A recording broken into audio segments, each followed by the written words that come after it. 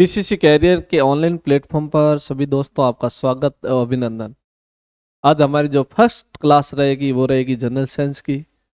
और general science start करने से पहले हम आपको इस जनरल साइंस का जो फंडामेंटल कॉन्सेप्ट वो हम कंप्लीट करेंगे और साथ में ये भी बताएंगे कि हमारा सिलेबस क्या क्या रहने वाला है।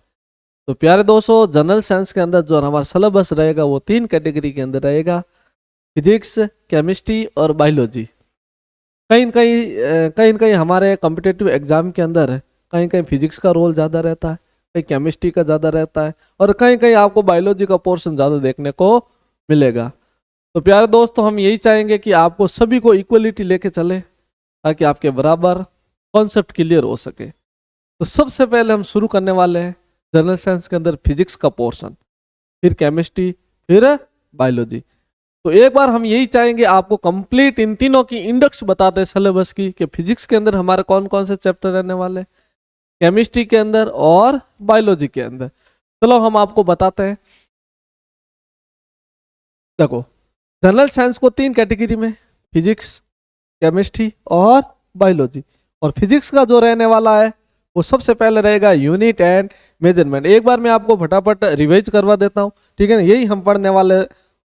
ठीक है, unit and measurement, unit and measurement है।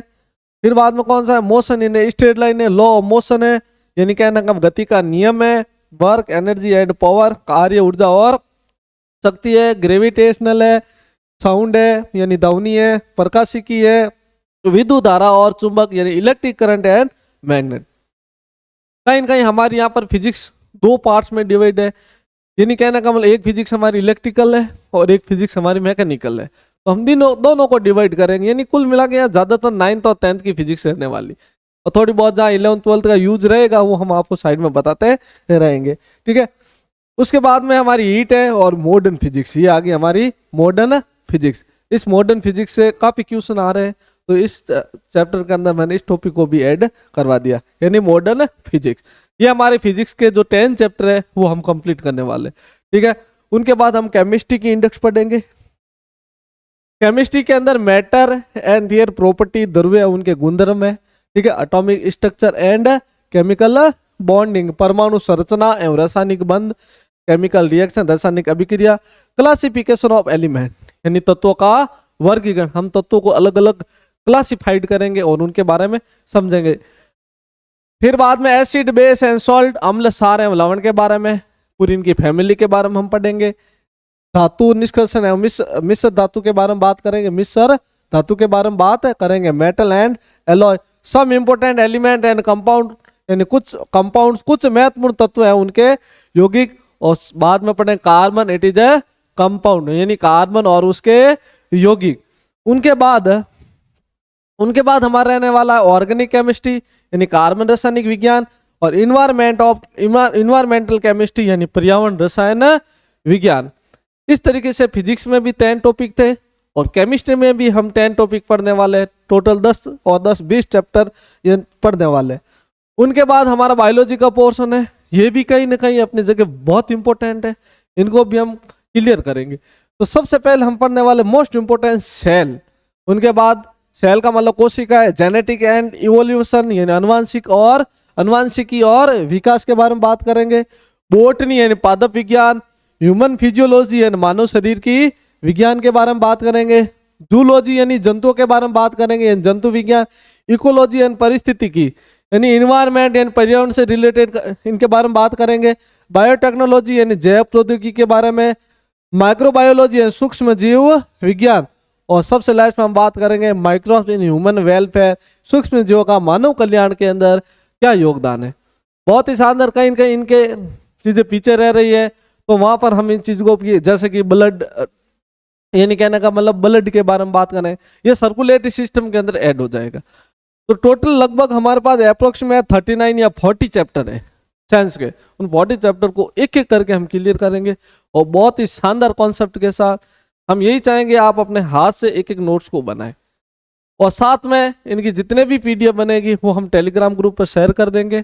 और कई बार भी आपको डाउट आए तो पर्सनली आप हमें कहीं ना कहीं आप डिस्कस कर सकते हो कि हमें यहाँ पर प्रॉब्लम है। तो चलो दोस्तों, हम स्टार्ट करते हैं फिजिक्स के अंदर पहला पॉइंट। फिजिक्स के अंदर जो पहला चैप्टर रहेगा वो रहेगा हमारा यूनिट एंड मेजरमेंट।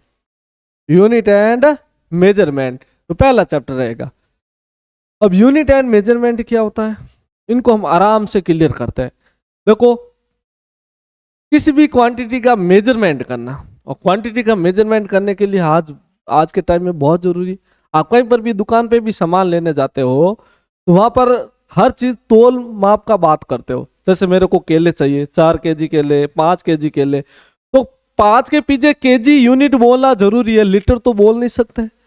आप मान लो 5 लीटर केले दो, ये बोलना सेट नहीं होगा। अपने अपने सिस्टम के जगह हर जगह अपनी अपनी एक यूनिट बने गई। जैसे आप कपड़े लेने दुकान पे जाते हो या कपड़ा लेना जाते हो तो वहां पर उसकी मीटर में रीडिंग मारते हैं कि मेरे को 5 मीटर का कपड़ा चाहिए, 2 मीटर का कपड़ा चाहिए। वहां पर मीटर में यूज करते हो ना कि केजी में। कोई सॉलिड चीज है या ठोस चीजों को मेजरमेंट करने या मापने के लिए, या किसी पत्थर की बात कर ले या किसी भी मानव के बॉडी की बात कर ले, उनको मेजरमेंट करने के लिए हम कहीं ना कहीं केजी का यूज लेते हैं कि 20 केजी का है, 40 केजी का है, यानी इस तरीके से यूज लेते हैं। तो सबकी दुनिया में इसके पीछे यूनिट बोलना जरूरी है, तभी हमें मालूम चलेगा। वही हमारी फिजिकल क्वांटिटी है। क्वांटिटी यानी कहने का मतलब क्वांटिटी विच कैन मेजर। देखो, फिजिकल क्वांटिटी की डेफिनेशन लिख रहा हूं मैं।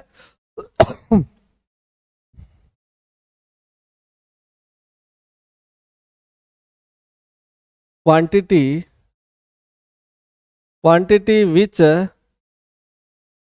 which can measured is called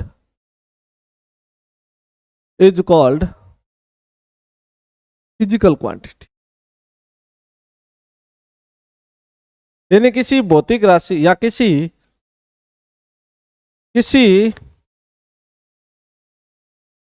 किसी राशि का मापन करना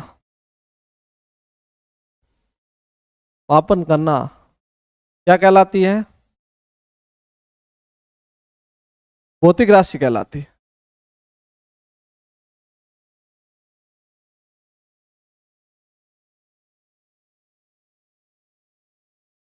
इस चीज को आराम से समझते हैं। जैसे मान लेते हैं, आप मान लो केले लेने जाते हो।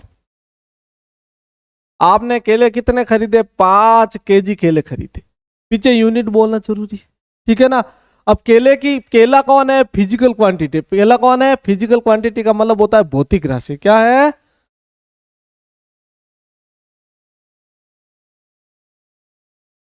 भौतिक राशि है। केला क्या है? फिजिकल क्वांटिटी या भौतिक राशि है। यहां पर जो 5 है ये न्यूमेरिकल वैल्यू है।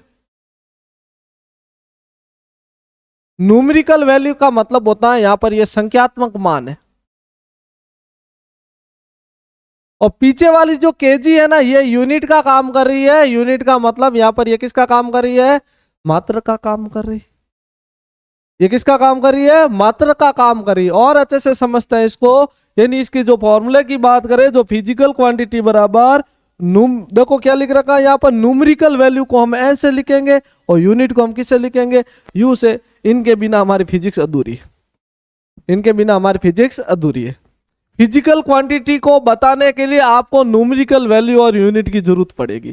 कोई भी देख लो आप, चाहे कपड़ा लेने चाहो, चाहे बाहर वाली चीज तो लो, या कोई चीज लीटर के अंदर कोई चीज लो। जैसे मान लो कोई भी लिक्विड है, वो लीटर के अंदर आप मेजरमेंट करते हो या मापते हो।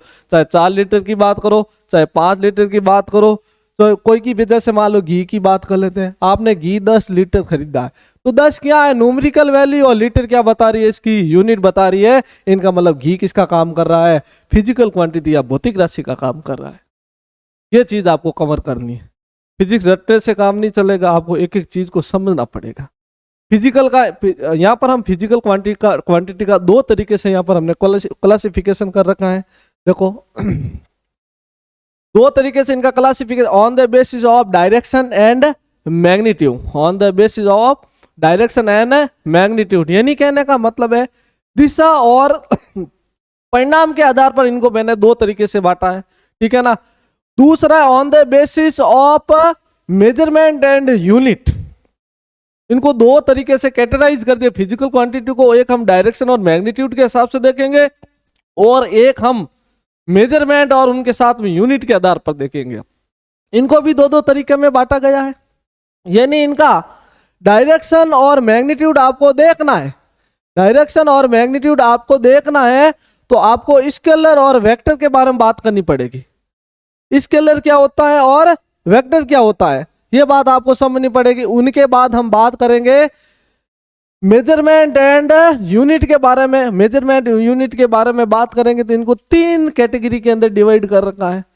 सबसे पहले हम बात करेंगे फंडामेंटल फिजिकल क्वांटिटी यानी मूल भौतिक राशि, और दूसरा हम बात करेंगे ड्राइव्ड फिजिकल क्वांटिटी यानी व्युत्पन्न भौतिक राशि, और तीसरा हम बात करेंगे सप्लीमेंट्री फिजिकल क्वांटिटी यानी पूरक भौतिक राशि। हम इसी टेबल के अकॉर्डिंग हम सारी बात आगे पढ़ने वाले। चलो आगे बढ़ते हैं।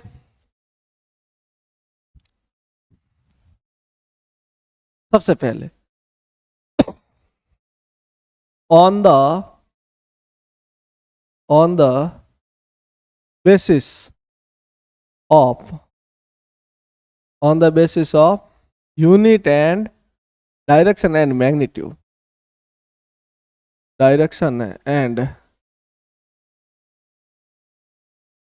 magnitude, यानी हम बात करें दिशा और परिमाण के आधार पर। परिमाण अलग होता है और परिणाम अलग होता है, ये बात ध्यान रखना। परिणाम तो टोटल होता है रिजल्टेंट, और परिमाण यानी मैग्नीट्यूड परिमाण के आधार पर। तो देखो इनको दो डायरेक्शन में कैटेगराइज कर रखा है। सबसे पहले हमारी जो रहेगी वो रहेगी वेक्टर क्वांटिटी। इसके बारे में बात करेंगे हम, वेक्टर क्वांटिटी के बारे में बात करें। तो देखो वेक्टर क्वांटिटी क्या होती है, ऐसी भौतिक राशि जिनमें हमें दिशा और परिणाम दोनों का ज्ञान हो। ऐसी भौतिक राशि जिनके अंदर हमें दिशा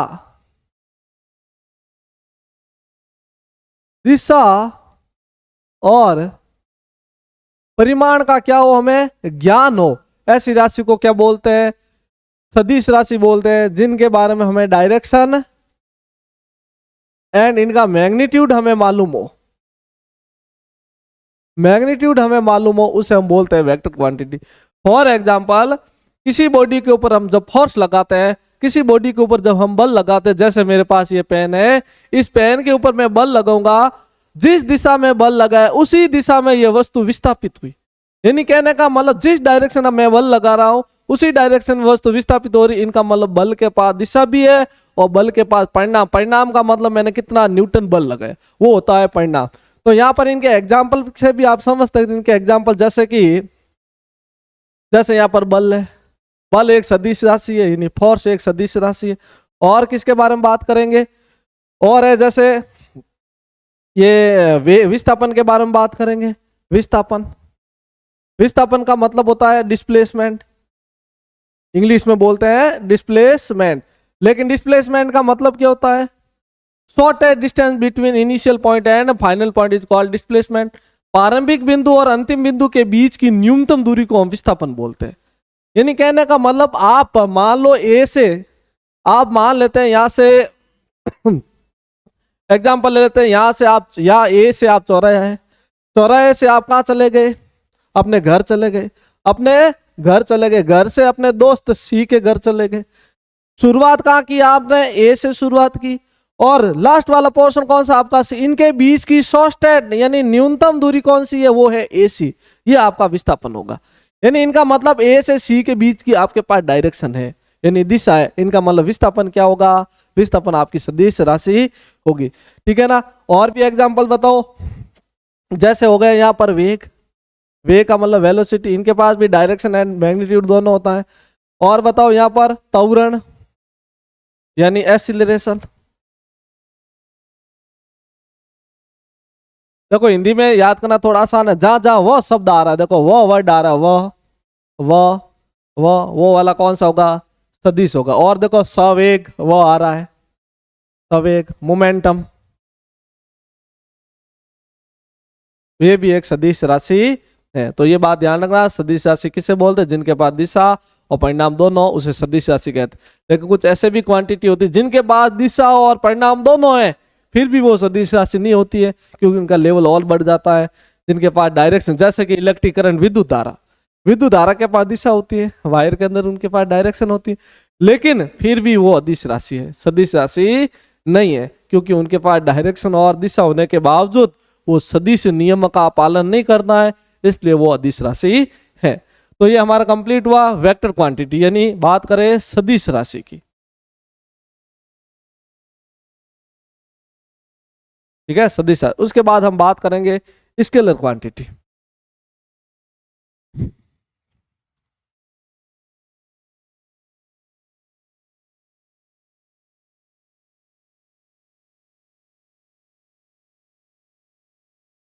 यानी अदिश राशि। तो प्यारे दोस्त, अदिश राशि किसे बोलते हैं? जिनके पास मैग्नीट्यूड हो बट डायरेक्शन है, उसे हम क्या बोलेंगे? Scalar quantity. जिनके पास क्या हो? डायरेक्शन, सॉरी, जिनके पास only magnitude, only magnitude but no direction, ऐसे सिस्टम को क्या बोलेंगे हम? Scalar quantity. हिंदी में बात करें, केवल क्या हो इनके पास? केवल परिमाण हो, लेकिन दिशा का ज्ञान न हो, लेकिन इनके पास दिशा न हो, ऐसे राशि को क्या बोलते हैं? अदिश राशि कहते हैं। इनके बहुत अच्छे अच्छे एग्जाम्पल है, जैसे कि डिस्टेंस यानी दिशा, सॉरी दूरी। अब बताओ दूरी के बारे में। आप जा रहे हो यहां से, मान लो यहां से ए से आप बी गए 5 मीटर, बी से आप सी गए 6 मीटर, सी से आप डी चले गए 10 मीटर। ये नहीं कहने का मतलब आपकी कोई डायरेक्शन फिक्स नहीं है, लेकिन ये डिस्टेंस है। टोटल आपने डिस्टेंस कितनी कवर की है वो आप मैग्नीट्यूड बता सकते हो, लेकिन इनकी डायरेक्शन कोई फिक्स नहीं है। डिस्टेंस की कोई भी डायरेक्शन हो सकती है। जिनके पास डायरेक्शन का नॉलेज नहीं हो, यानी जिनके पास डायरेक्शन न हो, वो हमेशा कौन सी क्वांटिटी होती है? स्केलर क्वांटिटी होती है। और भी कौन कौन सी स्केलर क्वांटिटी होती है? स्पीड यानी चाल, और वर्क यानी कार्य, और कौन सी होगी यहां पर? एनर्जी। एनर्जी बोलो चाहे वर्क बोलो, दोनों सेम ही है, क्योंकि दोनों की यूनिट जूल होती है। यानी इसकी यूनिट क्या होगी? है जूल होगी। और क्या है बताओ? इलेक्ट्रिक करंट, अभी हमने इनके बारे में डिस्कशन किया है। इलेक्ट्रिक करंट यानी बात करें विद्युत धारा, विद्युत धारा, यानी कहने का मतलब वेक्टर क्वांटिटी और स्केलर क्वांटिटी हमने अच्छे से क्लियर किया। On the basis of direction and magnitude, यानी दिशा और परिणाम के आधार पर अदिश और सदिश को मैंने आपको अच्छे से समझाया। ठीक है ना, बहुत इंपॉर्टेंट है, कहीं ना कहीं इन बातों के बारे में आपको नॉलेज मिलेगा। अगला जो हमारा सेकेंड पोर्शन है इधर वाला, वो है हमारा on the basis of unit and measurement. बहुत इंपॉर्टेंट है, पहले इनके बारे में इतना नहीं पूछा जाता था, लेकिन कहीं ना कहीं ये आपको पूछा जाता है। ये जो अभी हम पोर्शन पढ़ा रहे हैं 9th-10th का लेवल नहीं है, थोड़ा सा अबव है 11th लेवल का, लेकिन हम फिर भी आपको इसका पूरा कंप्लीट बेसिक समझा रहे हैं। चलो स्टार्ट करते हैं। अगला जो हमारा सेकेंड नंबर जो पोर्शन रहेगा वो रहेगा on the basis, on the basis of measurement and unit.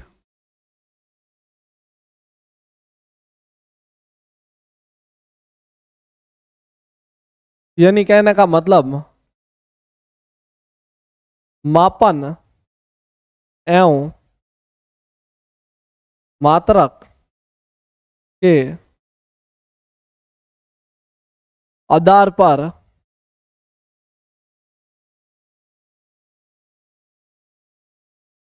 देखो क्या क्या पढ़ने वाले।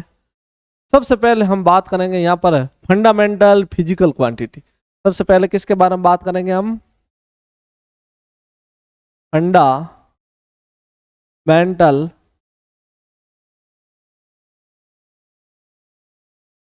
फिजिकल क्वांटिटी, यानी मूल भौतिक राशि।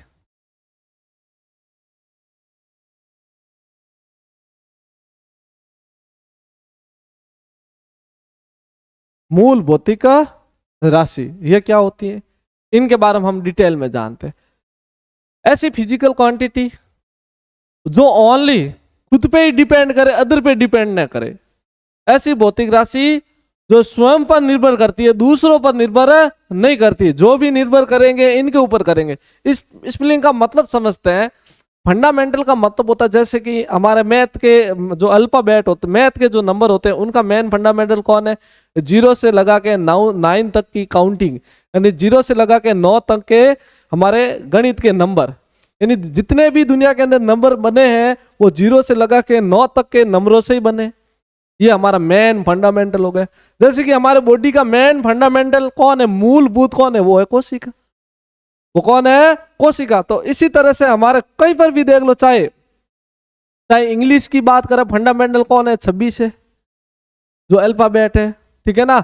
और कौन है, चाहे हिंदी बुक पढ़नी हो तो आपको फंडामेंटल सीखने पड़ेंगे। हर एक का अपना अपना खुद का क्या होता है, फंडामेंटल होता है। इसी तरह से फिजिक्स का भी खुद का अपना फंडामेंटल है। फिजिक्स का भी अपना खुद का क्या है, फंडामेंटल है। फिजिक्स के अंदर जो फंडामेंटल यूनिट है वो 7 है। टोटल कितनी है, 7। तो देखो यहां पर ऐसा लिख सकते हैं, सेल्फ डिपेंडेंट क्वांटिटी, यानी कहने का मतलब है स्वयं पर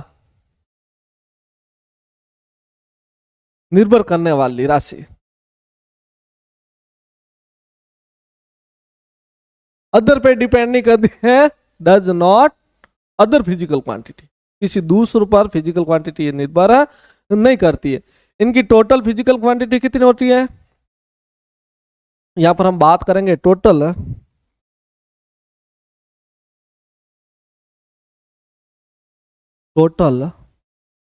physical fundamental physical quantity, fundamental physical quantity total कितनी होती है, 7। कुल फिजिकल क्वांटिटी कितनी होती है, 7। अभी मैं ये सातों के नाम यहाँ पर लिखवा रहा हूँ, ठीक है। तो आपको याद करना बहुत जरूरी और इम्पोर्टेंट भी है कहीं।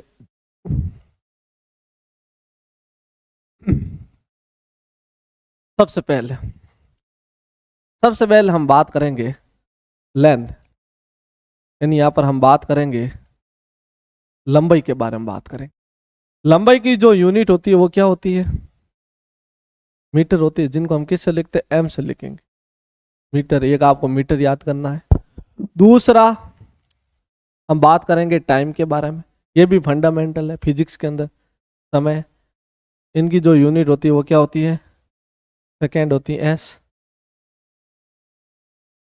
सेकेंड होती है। तीसरा हम बात करेंगे टेम्परेचर। टेम्परेचर का मतलब तापमान, और जिनकी यूनिट क्या रहेगी, केल्विन। और केल्विन को हम रिप्रेजेंट किससे करेंगे, के से, या कहीं ना कहीं आपको थीटा भी लिखने को मिलेगा, ठीक है। उनके बाद 4 नंबर,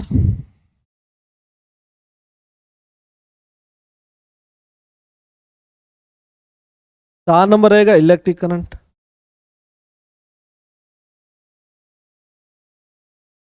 यानी विद्युत धारा। इनकी जो यूनिट रहेगी वो रहेगी एम्पियर, जिनको हम रिप्रेजेंट करेंगे ए से। हमारे घर के अंदर जो करंट आती है उनको एम्पियर में हम रिप्रेजेंट करते हैं, ठीक है ना। देखो कहीं ना कहीं ये हमारा मेन इंपोर्टेंट पोर्शन है। जो फिजिक्स स्टार्ट करनी है तो ये फंडामेंटल आपको सीखना पड़ेगा। और 5 नंबर हम पढ़ेंगे मास के बारे में, यानी द्रव्यमान के बारे में। कहीं ना कहीं इनका बहुत बड़ा रोल होता है।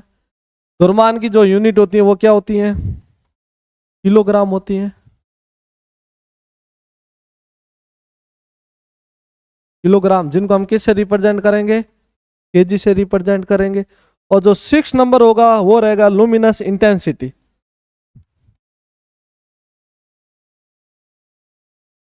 लुमिनस इंटेंसिटी यानी ज्योति तीव्रता,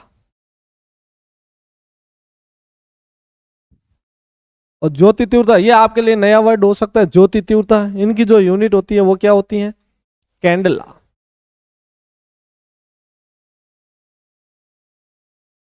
कैंडला, जिनको हम किससे रिप्रेजेंट करेंगे? सी डी से रिप्रेजेंट करेंगे। और सबसे लास्ट वाला जो पोर्शन होगा, जो 7 नंबर, वो रहेगा amount of substance. Amount of substance यानी पदार्थ की मात्रा। और जो इनकी यूनिट होती है वो होती है मोल। कहीं ना कहीं इस पोर्शन का यूज हमारे केमिस्ट्री के अंदर होगा। मोल को हम किससे लिखेंगे? मोल से लिखेंगे। और जो इनका सिंबल होगा हम लिखेंगे MOL। ये 7 फंडामेंटल यूनिट है। इन्हीं 7 फंडामेंटल यूनिट की वजह से जितने भी फिजिकल क्वांटिटी है बनेगी। ये मैन है, ये दूसरों पे डिपेंड नहीं करेगी, जो भी डिपेंड करेगी इनके ऊपर डिपेंड करेगी। एंड इन्हीं का हम यूज लेके अदर फिजिकल क्वांटिटी बनाएंगे। जो अदर फिजिकल क्वांटिटी हम बनाएंगे वो हमारे ड्राइव्ड फिजिकल क्वांटिटी यानी व्युत्पन्न भौतिक राशि। देखो दोस्तों, वो देखते हैं व्युत्पन्न भौतिक राशि क्या होती है।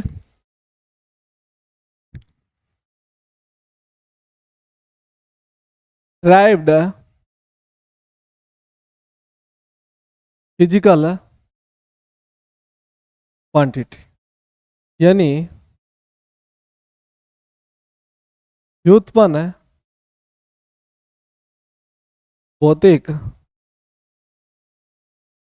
राशि। तो सबसे पहले इसके बारे में बात करेंगे हम।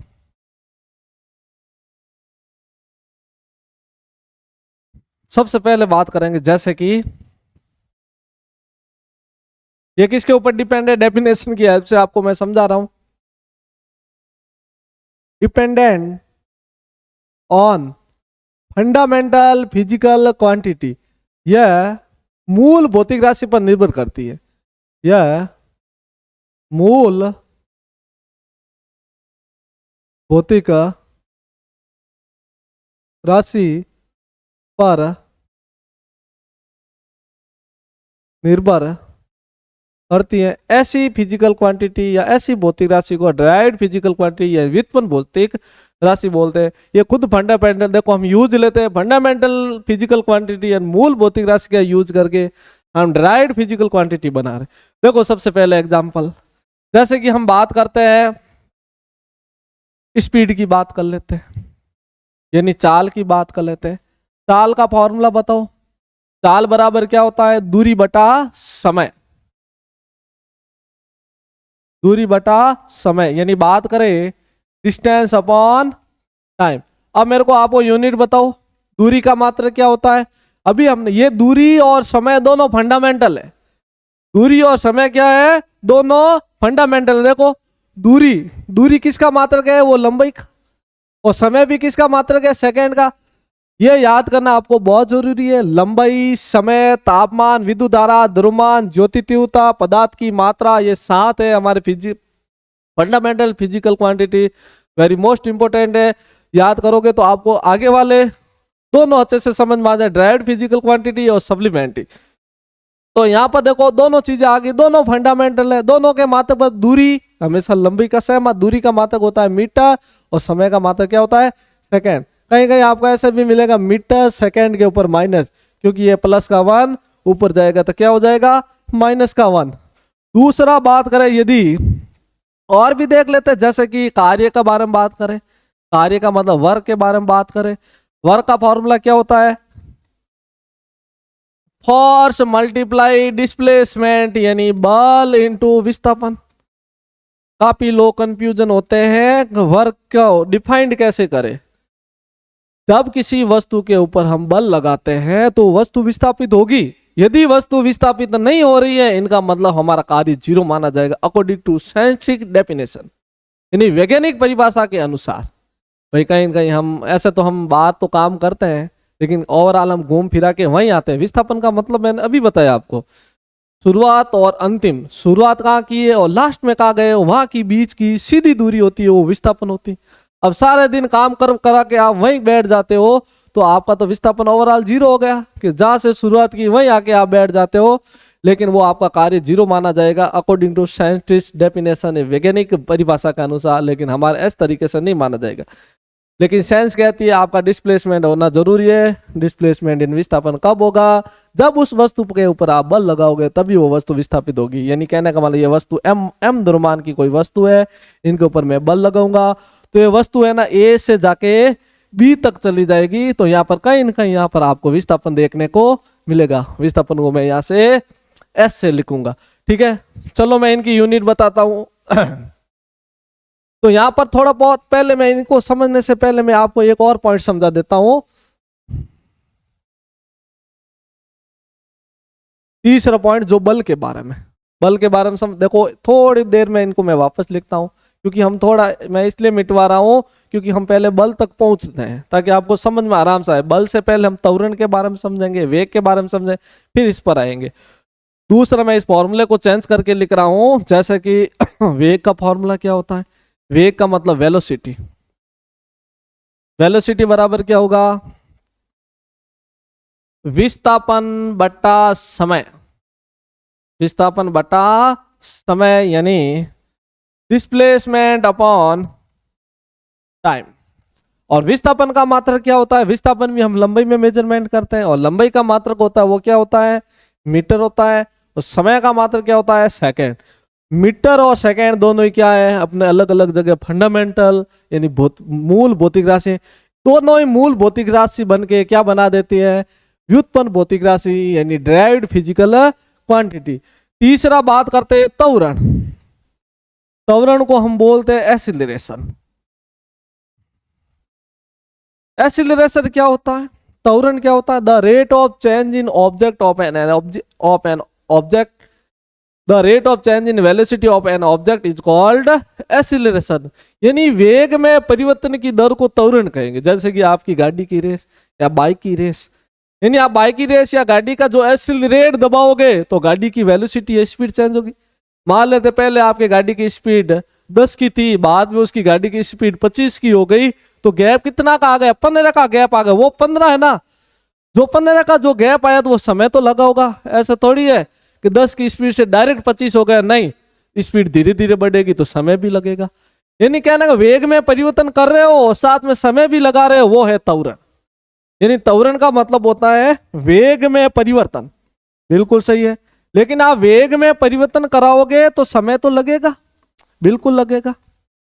अब आपको मालूम है वेग का मात्रक क्या होता है? वेग का मात्रक होता है मीटर बटा सेकेंड अपॉन समय का मात्रक क्या होता है? सेकेंड। मीटर है, सेकेंड है, सारी की सारी मूल भौतिक राशि है, फंडामेंटल फिजिकल क्वांटिटी है। ये सब मिलके क्या बना देती है? व्युत्पन्न भौतिक राशि यानी मूल भौतिक राशि। इनको बनाते हैं देखो, मीटर का मीटर बटा सेकेंड इंटू सेकेंड कितना होता है? सेकेंड का स्क्वायर। यानी आपको त्वरण का मात्रक सीधा याद रखना है, यानी एक सदिश राशि है मीटर बटा सेकेंड का स्क्वायर, ये भी मूल राशि है। काफी मैं जानबूझ के आपको फॉर्मूले लिखवा रहा हूं ताकि ये बार बार आपको याद रहे, ठीक है ना। आगे हमारे ये आने वाले अगले चैप्टर के अंदर फिर और हम बात करेंगे बल के बारे में, यानी फोर्स के बारे में। बल बराबर क्या होता है? द्रव्यमान इंटू त्वरण, यानी कहने का मतलब है मास इंटू एक्सीलरेशन। तो इनका फॉर्मूला बताओ। द्रव्यमान एक फिजिकल क्वांटिटी है, अभी हमने पीछे इसका मात्रक लिखा है। द्रव्यमान का मात्रक हमेशा केजी होता है और त्वरण का मात्रक अभी हमने निकाला है, वो क्या है? मीटर बटा सेकेंड का स्क्वायर। सारी के देखो केजी है, मीटर है, सेकेंड है, ये फंडामेंटल फिजिकल क्वांटिटी सब मिलके क्या बना देती है? व्युत्पन्न भौतिक राशि बना देती है। अभी हम कार्य के बारे में बता देते हैं। कार्य बराबर यानी क्या होता है? बल लगाने पर वस्तु क्या हो जाती है? विस्थापित हो जाती है। यानी बात करें work is equal to force multiply displacement. इसकी यूनिट बताओ भाई। बल का मात्रक, अभी बल का मात्रक क्या होता है? न्यूटन। क्या होता है? न्यूटन। इनटू विस्थापन का मात्रक क्या होता है? मीटर। अब न्यूटन को जगह हम क्या लिख सकते हैं? क्योंकि न्यूटन के जगह में ये वाली वैल्यू लिख सकते हैं, केजी मीटर सेकेंड का इसको, ये न्यूटन के बराबर होता है। यहाँ पर एक न्यूटन किसके बराबर होगा? केजी इंटू मीटर बटा सेकेंड का स्क्वायर। ये सारी की सारी बड़ी बड़ी यूनिट को एक में लिख सकते हैं। इसी तरह से इन दोनों को न्यूटन इंटू मीटर को हम क्या बोल सकते हैं? जूल भी बोल सकते हैं। क्या बोल सकते हैं? जूल। क्योंकि जूल किसका मात्रक है? जूल है वो कार्य का मात्रक है। जूल किसका मात्रक है? कार्य का मात्रक है। और भी बहुत सारी, देखो 6 नंबर बात करें संवेग। संवेग यानी मोमेंटम, यानी क्या होता है? द्रव्यमान इंटू वेग होता है। द्रव्यमान का यूनिट क्या होता है? केजी। वेग का यूनिट क्या होता है? मीटर बटा सेकेंड होता है। ठीक है ना, वेग का क्या होता है? मीटर बटा सेकेंड। यानी इसको इस तरीके से फॉर्मूला लिख सकते हैं, P बराबर m इंटू वी। ठीक है ना, इस तरीके से हम बहुत सारे डायरेक्ट फिजिकल क्वांटिटी, ऐसे तो शायद लिखते ही जाए, बहुत सारी फिजिकल डायरेक्ट फिजिकल क्वांटिटी है जो फंडामेंटल से बन रही है। ठीक है ना, हमने आपको बेसिक बेसिक कॉन्सेप्ट बताया। उसके बाद हम पढ़ेंगे तीसरा है सप्लीमेंट्री।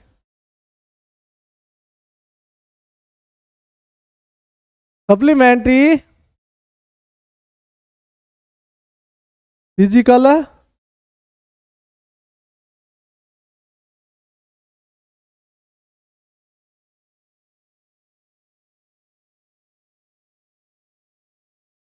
यानी बात करें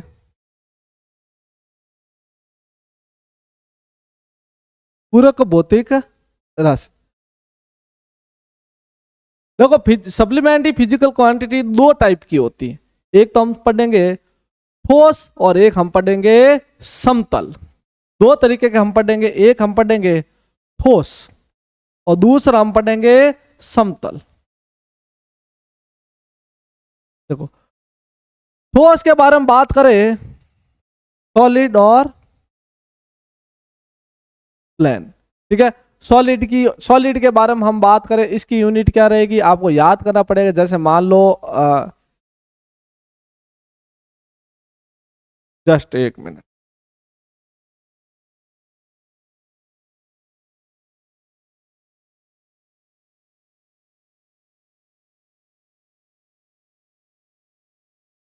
तो यहां पर पूरक राशि क्या होगा?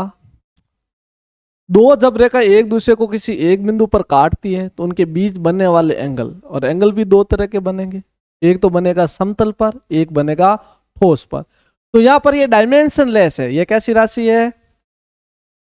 डायमेंशनलेस। ये विमाहीन राशि होती है, ये बात ध्यान रखना, इनकी कोई राशि नहीं होती है। डायमेंशनलेस देखो यहां पर बात करते हैं, ये दो टाइप का रहेगा। पहला रहेगा यहां पर समतल कोण, यानी प्लेन एंगल। प्लेन एंगल का मतलब होता है एक ही तल या एक ही समतल पर बनने वाले कोण, दो रेखाओं के बीच बनने वाले घुमाव के कारण कोण। जैसे मान लो ये एक रेखा है, यहां से घूमती हुई यदि ये रेखा यहां पर आ जाए, जिनकी वजह से इनके बीच में एक कोण बन जाता है, उस कोण का हम बोलेंगे समतल कोण, जिनको हम प्रदर्शित करते हैं थीटा से। किससे प्रदर्शित करेंगे? हम थीटा से रिप्रेजेंट करेंगे। और ये वाली क्या है? इसकी चाप की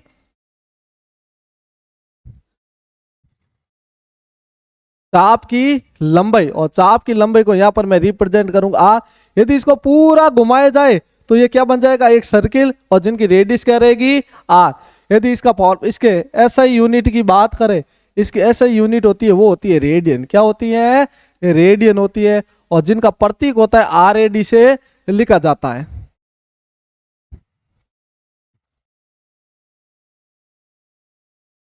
RAD से लिखा जाता है, यानी रेडियन होता है।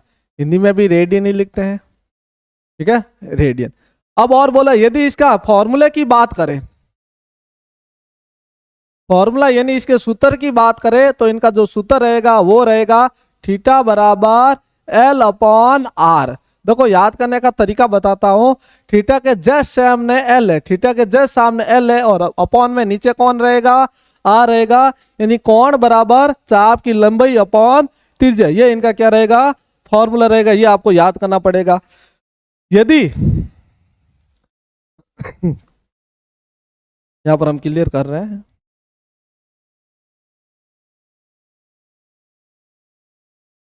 यदि इस L लेंथ को पूरा घुमा दिया जाए, यानी एंगल को पूरा घुमा दिया जाए, यानी 2 पाई रेडियन के अंदर यदि रिलेशन की बात करें तो पाई के अंदर कितना होता? 180 डिग्री होता है। ये बात ध्यान रखना। रेडियन को हम डिग्री में कन्वर्ट कर सकते हैं, जैसे कि 2 पाई के अंदर कितना होगा, डबल कर दो, 2 पाई का यानी 180 का कितना हो जाएगा, 360 डिग्री हो जाएगा। यदि पाई का आधा कर दो, पाई अपॉन 2 करो तो 180 का कितना डिग्री हो जाएगा, 90 डिग्री हो जाएगा। इस तरीके से हम रेडियन को डिग्री में कन्वर्ट कर सकते हैं या डिग्री को रेडियन में भी कन्वर्ट कर सकते हैं। सेकेंड पोर्शन है सॉलिड एंगल।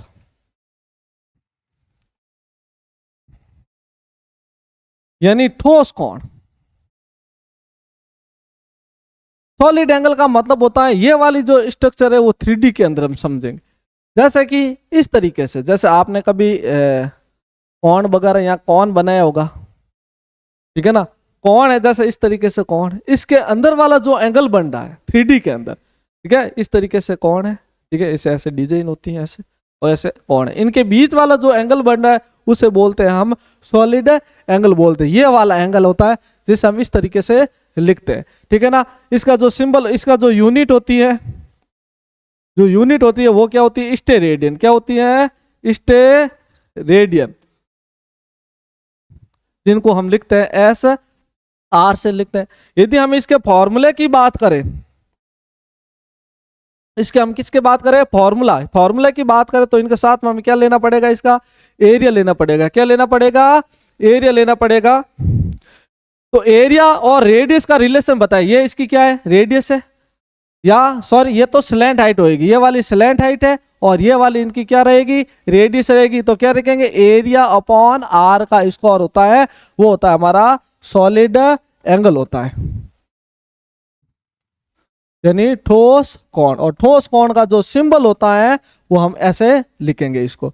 तो ये आपको याद करना पड़ेगा जो हमने आज आपको बेसिक करवाया है। तो प्यारे दोस्तों, अभी तक हमने आपको जो क्लासिफिकेशन है वो बताया। सबसे पहले हमने आपको फिजिक्स के अंदर क्या क्या समझा, एक बार मैं रिवाइज करवा देता हूं, ठीक है ना। देखो,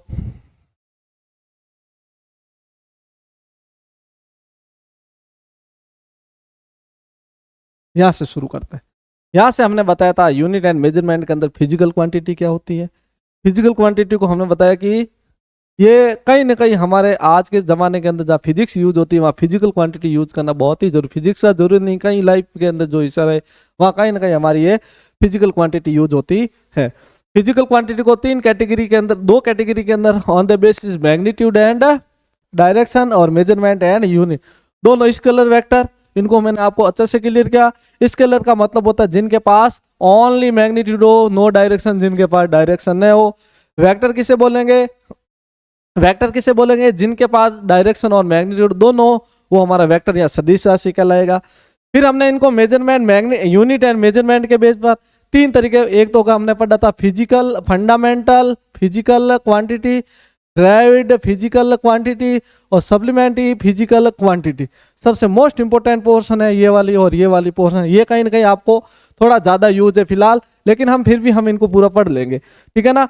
फंडामेंटल फिजिकल क्वांटिटी क्या होती है, जो सेल्फ डिपेंडेंट है, किसी दूसरे पर डिपेंड नहीं करती है। ये वेक्टर वाला हो गया, स्केलर वाला हो गया, और ये वाला हो गया हमारा फंडामेंटल। फंडामेंटल टोटल कितनी होती है, 7 यूनिट होती है, जो लेंथ है, टाइम है, टेम्परेचर है, इलेक्ट्रिक करंट है, मास है, लुमिनस इंटेंसिटी है और अमाउंट ऑफ सब्सटेंस यानी पदार्थ की मात्रा। सात के साथ आपको याद करने पड़े। इन्हीं सातों का यूज करके हम क्या बनाएंगे, ड्राइव्ड फिजिकल क्वांटिटी, व्युत्पन्न भौतिक राशि। बहुत सारे हमने फॉर्मूले यूज लिए और फंडामेंटल का यूज लेके हमने व्युत्पन्न भौतिक राशि यहाँ पर बनाई है। उनके बाद पूरक यानी पूरक राशि यानी सप्लीमेंट्री फिजिकल क्वांटिटी, वो भी दो टाइप की होती है। एक तो समतल यानी समतल पर बनने वाले कोण, एक ही रेखा के द्वारा बनने वाले कोण, और दूसरा होता है ठोस यानी 3D के बारे में। हमने 3D के बारे में, ये डायमेंशनलेस होती है, ये किसी तीसरी राशि पर डिपेंड, किसी भी राशि पर डिपेंड नहीं करती है। यानी कहना मतलब ये इनकी कोई विमा होती नहीं। हाँ, इनके यूनिट जरूर हो गए। अब ये विमा क्या होती है, डायमेंशन क्या होता है, इनके बारे में नेक्स्ट लेक्चर के अंदर अच्छे से हम इसको क्लियर करेंगे। चलो दोस्तों, आज हमने इंडेक्स और साथ में फिजिक्स का कुछ पोर्शन भी स्टार्ट करवाया है। First chapter unit and measurement यानी मात्रा के इकाइयों के बारे में। तो वीडियो अच्छा लगा हो तो लाइक जरूर करें। Thank you. वीडियो को यही होल्ड करते हैं।